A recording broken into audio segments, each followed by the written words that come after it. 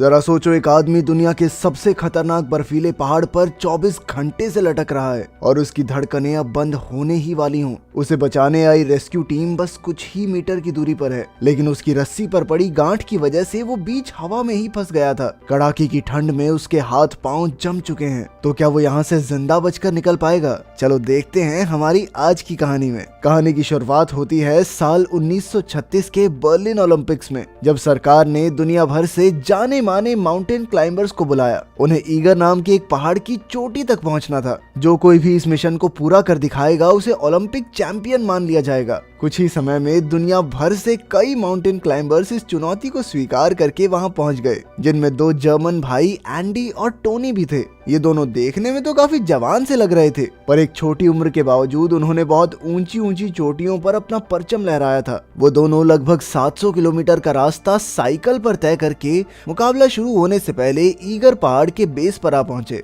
अब तक बेस पर कई एक्सपर्ट्स और न्यूज रिपोर्टर अपने कैमरे लेकर तैयार खड़े थे। इस पहाड़ की चढ़ाई एकदम सीधी थी, तो दोनों भाइयों ने लगभग 10 दिन तक सोच विचार करके अपना रास्ता तय किया। साथ ही उन्होंने रास्ते पर जगह जगह काम के औजार और खाना भी रखा, ताकि उन्हें चढ़ाई के दिन कोई तकलीफ न आए। आखिरकार एक चांदनी रात को वो पहाड़ चढ़ने निकल पड़े, लेकिन जैसे जैसे दिन चढ़ा वैसे ही बाकी खिलाड़ी भी तेजी से आगे बढ़ने लगे और धीरे धीरे मुश्किलों की शुरुआत हो गई। टोनी पत्थर पर रस्सी बांधने के लिए कील ठोक रहा था कि अचानक थोड़े पत्थर नीचे गिरने लगे। एंडी ने ये आवाज सुनी तो वो तुरंत हट गया, मगर ये पत्थर सीधा हेनरी नाम के एक ऑस्ट्रेलियन खिलाड़ी को लग गए और उसके माथे से खून बहने लगा। उसे देखकर एडी नाम का एक खिलाड़ी कहने लगा कि भाई तू इलाज करवा ले नीचे जाके, मगर हेनरी अपने देश की फौज की तरफ से आया था और वो यूं ही हार कर वापस लौटने को तैयार नहीं था। इसीलिए उसने किसी भी हाल में चढ़ाई जारी रखने का फैसला किया। इसके बाद जब टोनी और एंडी 2800 मीटर ऊपर पहुंच गए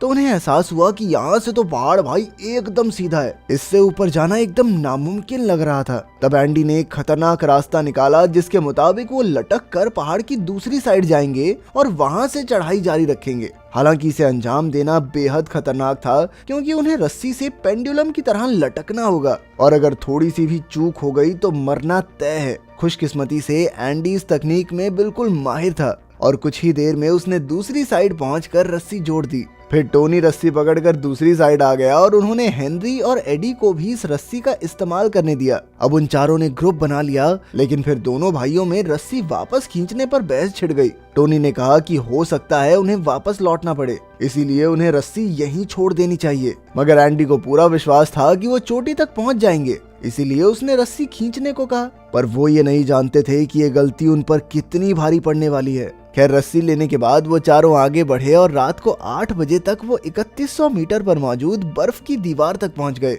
अब प्लान के मुताबिक उन्हें इस 2 मीटर की जगह पर रात आराम करके गुजारनी थी और अगर सब कुछ उनके मुताबिक रहा तो वो कल तक पहाड़ की चोटी तक पहुंच ही जाएंगे। मगर अगली सुबह जब उनकी आंख खुली तो चारों ओर से ठंडी हवाएं चल रही थी। आसपास इतनी धुंध देखकर टोनी समझ गया कि ये आने वाले बर्फीले तूफान का संकेत है। अब उन्होंने तुरंत ही अपने सफर पर आगे बढ़ने का फैसला किया। चढ़ते हुए एंडी को बर्फ में दफन एक बैग दिखा और उसे लगा कि कुछ खिलाड़ियों ने बाकियों के लिए सामान छोड़ दिया होगा। उसने तुरंत ही टोनी को बुलाया और वो दोनों खुश होकर बर्फ खोदने लगे, मगर ये कोई बैग नहीं बल्कि एक खिलाड़ी की लाश थी। शायद ये खिलाड़ी उनसे पहले यहाँ तक पहुँच गया होगा, मगर बर्फ के नीचे दबकर अपनी जान से हाथ धो बैठा। तभी हेनरी और एडी भी चलते चलते उनके पास पहुंचे और फिर चारों ने आपस में सलाह करके उस मरे हुए खिलाड़ी की लाश को बेस की ओर फेंक दिया। फिर भारी मन से वो सब आगे बढ़े और जल्द ही 3350 मीटर की ऊंचाई पर पहुंच गए। अब चढ़ाई पहले से भी ज्यादा मुश्किल होती जा रही थी। एक दूसरे की सुरक्षा के लिए उन्होंने अपनी रस्सियों को एक साथ बांधने का फैसला किया, लेकिन यही रस्सी की गांठ थी जहां से सारी बाजी पलटने वाली है। एक दिन पहले हेनरी के सर पर जो पत्थर से चोट लगी थी, उसकी वजह से उसे चीजें समझने में थोड़ी परेशानी हो रही थी। वो चारों अब एक साथ रस्सी से बंधे थे और चढ़ाई चढ़ते हुए अचानक हेनरी का हाथ छूट गया और अब वो सीधा नीचे गिर रहा था। उसी के साथ एडी भी लटक गया। गिरते हुए हेनरी की टांग एक पत्थर में फंस गई अब क्योंकि उसकी रस्सी एडी की रस्सी से बंधी हुई थी, इसीलिए जब एडी वापस ऊपर चढ़ रहा था तो एडी का सारा बोझ हेनरी के ऊपर आ रहा था। इससे कुछ ही पलों में हेनरी की टांग ही उखड़ गई। अब उन चारों का एक साथ ऊपर चढ़ना नामुमकिन था। एंडी और टोनी के पास दो रास्ते थे, या तो वो हेनरी और एडी को वहीं छोड़कर मंजिल की ओर बढ़े या फिर उन्हें अपने साथ लेकर वापस लौट जाएं और नीचे जाकर हेनरी का इलाज करवाएं। एंडी ने कहा कि उन्हें आगे बढ़ना चाहिए क्योंकि वो अपनी मंजिल से कुछ ही मीटर दूर हैं और इस चैंपियनशिप को जीतते ही पूरी दुनिया में उनका नाम हो जाएगा। मगर टोनी का मानना था कि उनके साथियों की जान इस कंपटीशन से कहीं ज्यादा इंपॉर्टेंट है। इसी बात पर दोनों में काफी बहस हुई, पर अंत में दोनों ने वापस उतरने का फैसला किया। अब ऐसी खड़ी चढ़ाई से नीचे उतरना चढ़ने से भी ज्यादा मुश्किल होता है। हालांकि वो अपना एक एक कदम फूक फूक कर रख रहे थे, मगर अचानक बर्फीले तूफान की वजह से उनका हिलना भी मुश्किल हो गया। पूरे एक दिन की मेहनत के बाद भी वो कुछ मीटर ही नीचे उतर पाए। जल्द ही अंधेरा होने लगा, इसीलिए उन्हें 3170 मीटर की ऊंचाई पर ही रुककर रात गुजारनी पड़ी। इस समय उनका सारा खाना खत्म हो चुका था और वो चारों अब बेहोश होने की कगार पर थे। ऊपर से मौसम और भी ज्यादा बिगड़ता जा रहा था। खैर, जैसे तैसे अगले दिन काफी मशक्कत के बाद वो सब उसी जगह पर पहुंच गए जहां वो दूसरी साइड से रस्सी लगाकर आए थे। मगर एंडी के रस्सी निकालने के फैसले की वजह से अब दूसरी साइड वापस जाने के लिए कोई रस्सी ही नहीं थी। एंडी ने एक बार फिर से अपनी रस्सी से पेंडुलम की तरह लटक कर दूसरी तरफ को जाने की कोशिश की, मगर दूसरी तरफ का पहाड़ अब पूरी तरह से बर्फ से ढक चुका था।